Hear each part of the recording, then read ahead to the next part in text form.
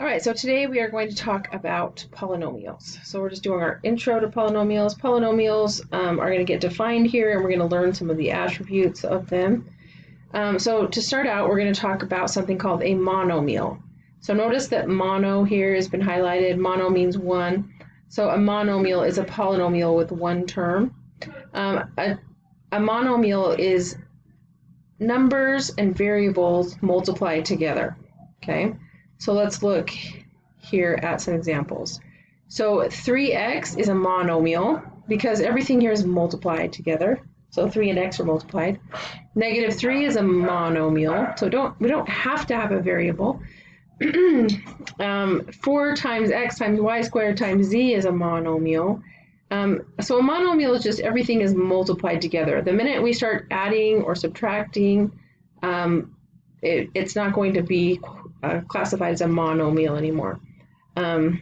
So we could have just a variable or just a number, or it's numbers and variables that are multiplied together. So that's what a monomial is, okay? A binomial has two terms. Remember, bi means two, like a bicycle has two wheels, bifocals.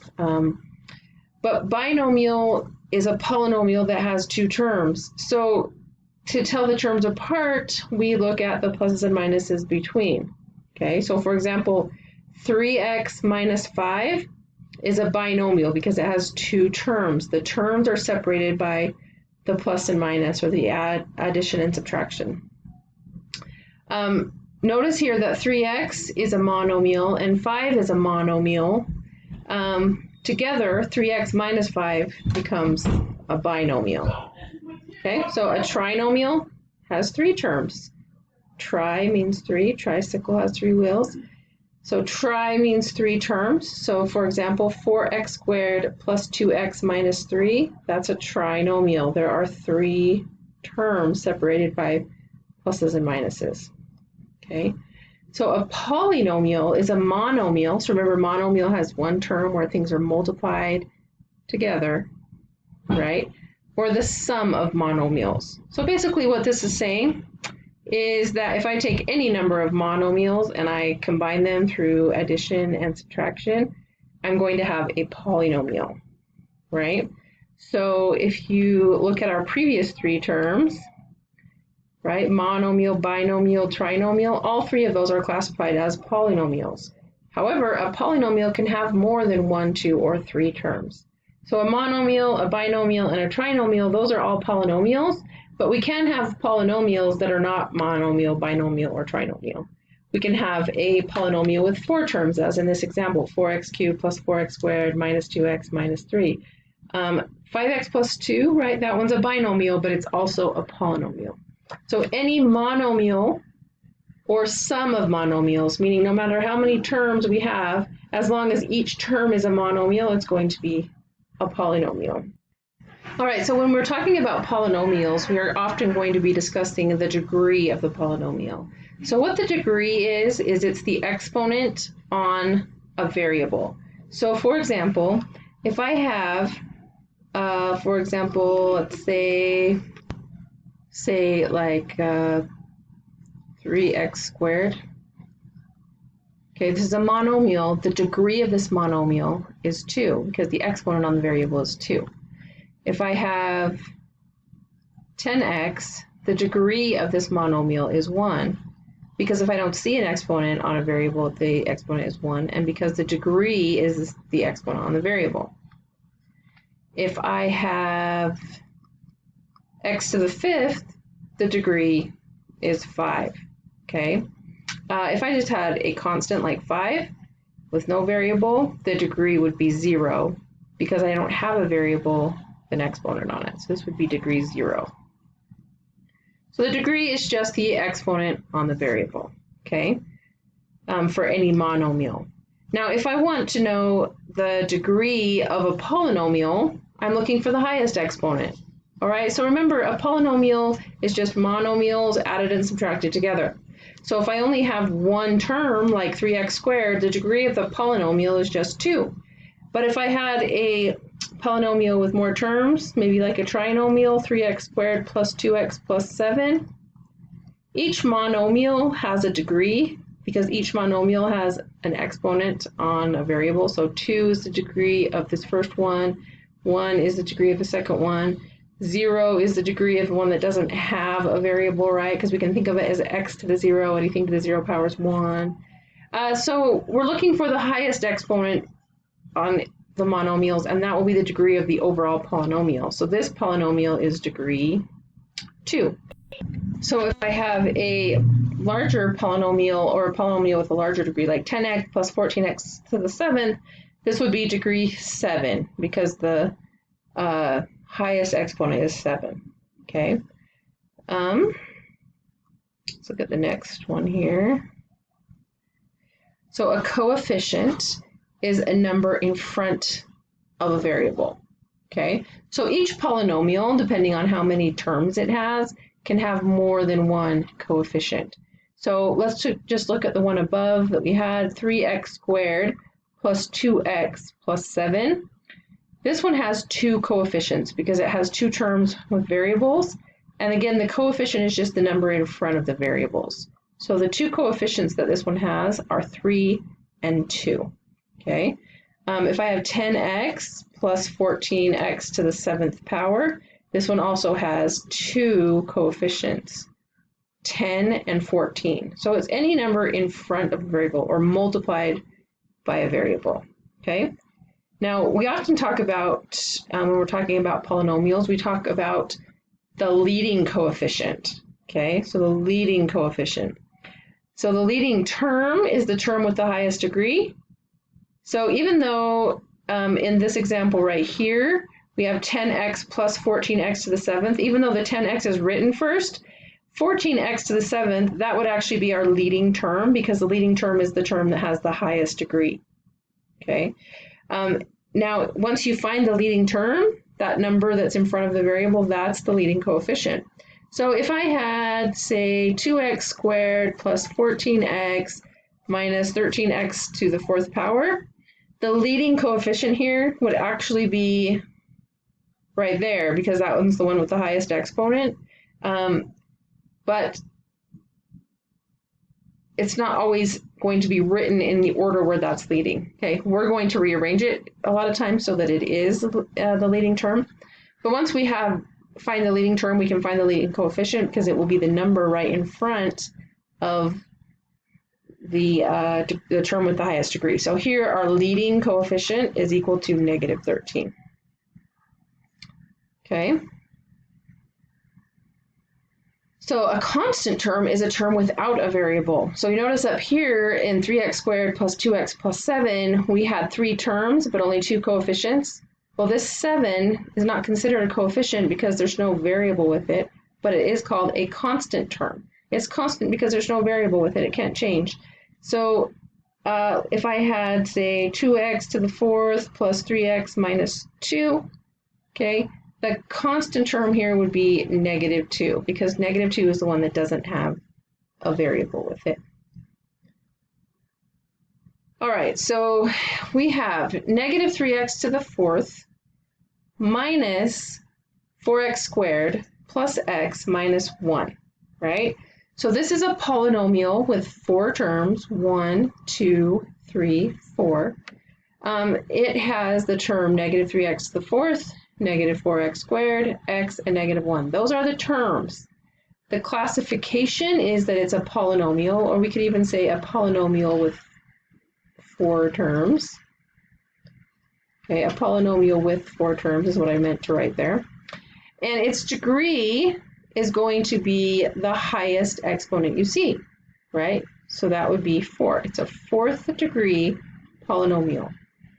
The coefficients are the numbers in front of the variables, so negative 3, negative 4, and 1. So negative 1 I would not consider a coefficient. I would consider that a constant term because there's no variable with negative 1. And the leading term is negative 3x to the 4th. That's the leading term. So what's the leading coefficient? The leading coefficient is negative 3. Okay. Let's see if we have any other info on this slide. Okay, we're going to look at, Oh, it just said the same information I just wrote down. The constant term is -1.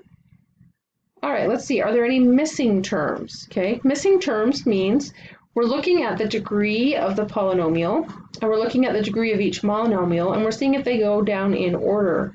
So since -3x to the 4th power is the highest degree term, it comes first. But notice there's no x to the 3rd, so that would be a missing term. So we could say plus 0x to the 3rd, right? That term is missing because the coefficient on x to the 3rd must have been 0. Then there is an x squared, so we'll call this minus 4x squared. Remember x, just an x by itself, that's the same as an x to the 1st power. And then the -1 is our constant, and again, we can think of it sort of like as at x to the 0 power, which is just 1, so it goes away. But we want those to go down in order, 4, 3, 2, 1, 0. So that's what I was talking about if it says there's a missing term. So that 0x to the 3rd is missing. All right. Sometimes we use special names for our degrees. So if I have a degree 1 polynomial, we call that a linear polynomial, right? Because if I were to graph 5x minus 2, because x is to the 1st degree, that's going to make a straight line, so it's called linear. If my polynomial is degree 2, if 2 is the highest exponent in my polynomial, a special name for that is quadratic. Okay, a quadratic, if I were to graph this, it has kind of a U shape. So this one's a straight line, this one's a U shape. But we use that special term quadratic when it has a 2nd degree. If my polynomial is 3rd degree, we say it's cubic. Okay, and cubic looks on a graph like this, kind of.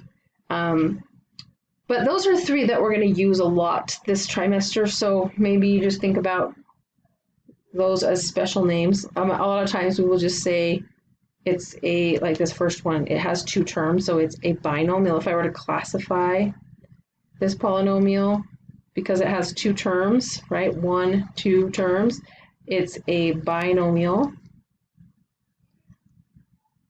of 1st degree.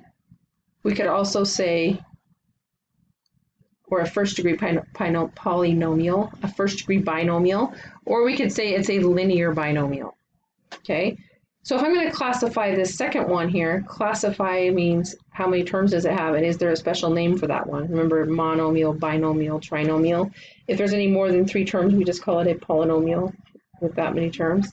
But since this one has 3 terms, this one is called a trinomial. So if I were asked to classify this, I would say it's a trinomial.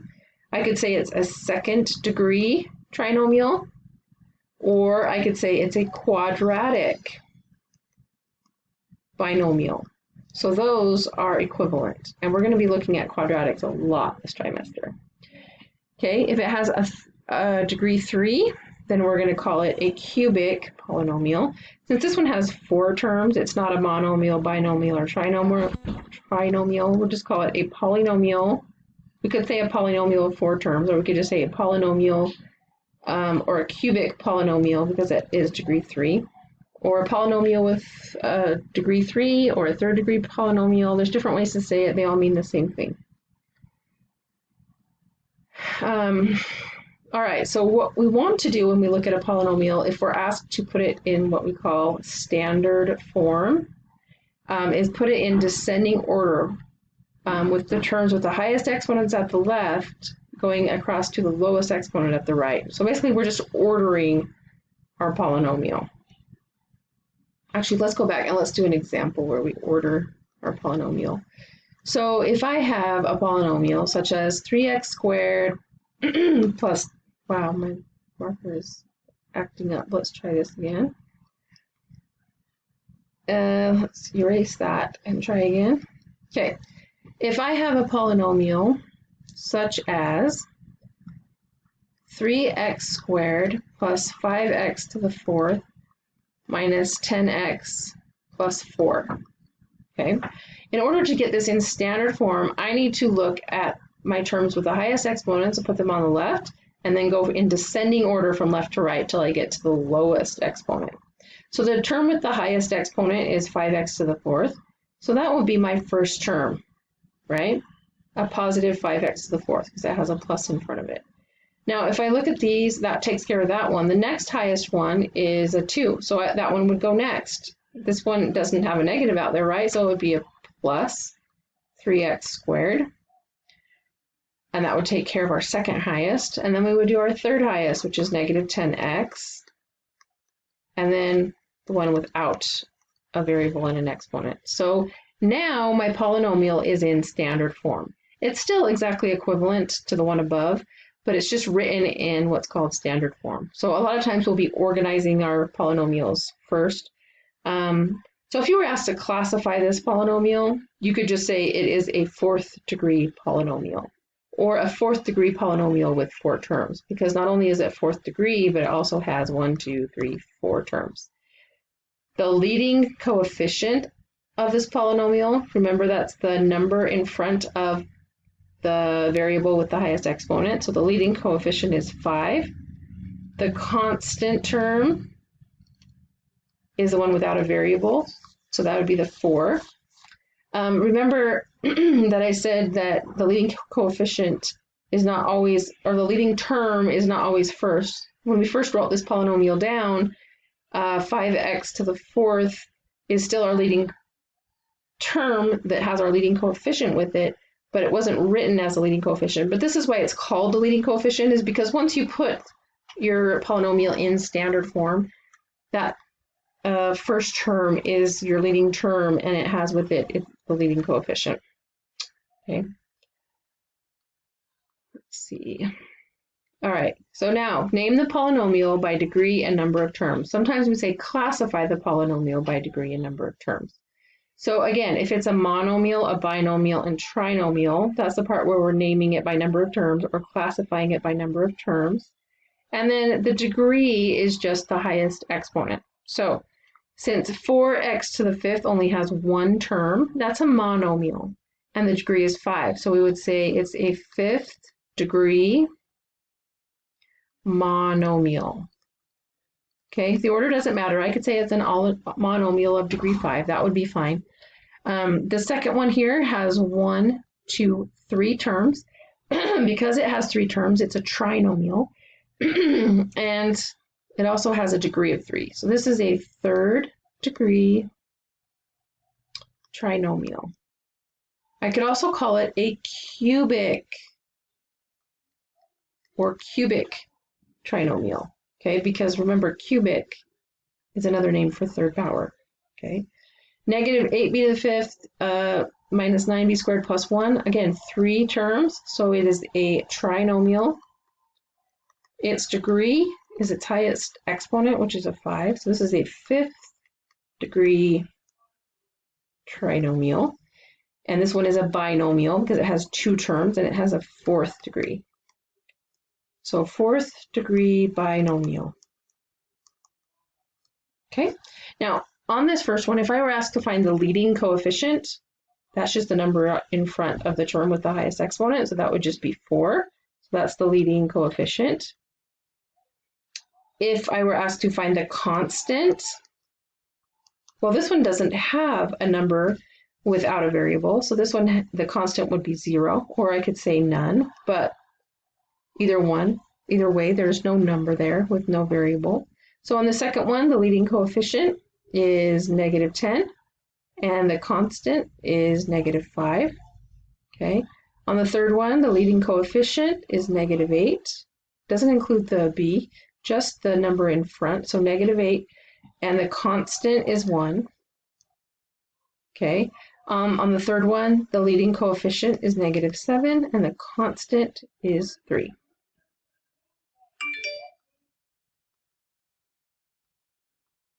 Let's see if we can get to the next slide or not. Okay, so we want to write this in standard form. We want to state the leading coefficient and the constant. So remember, standard form means the term with the highest exponent comes first, and then we work down in descending order. So because this term here has the higher exponent, that one will come first. And then the next one, minus 4x to the fourth. Always take the sign that's in front with it when you move it around. So the leading coefficient is -9, and the constant is 0 because there's no term here which doesn't have a variable with it. Okay. On the third one, well, this one is already in standard form, so we don't have to rearrange anything because the highest exponent is first, second highest, and then the one without a variable or exponent. So our leading coefficient is -8. Our constant is that 1 because it doesn't have a variable with it. Okay. And that's it. All right, guys, good luck on your homework and have a great day.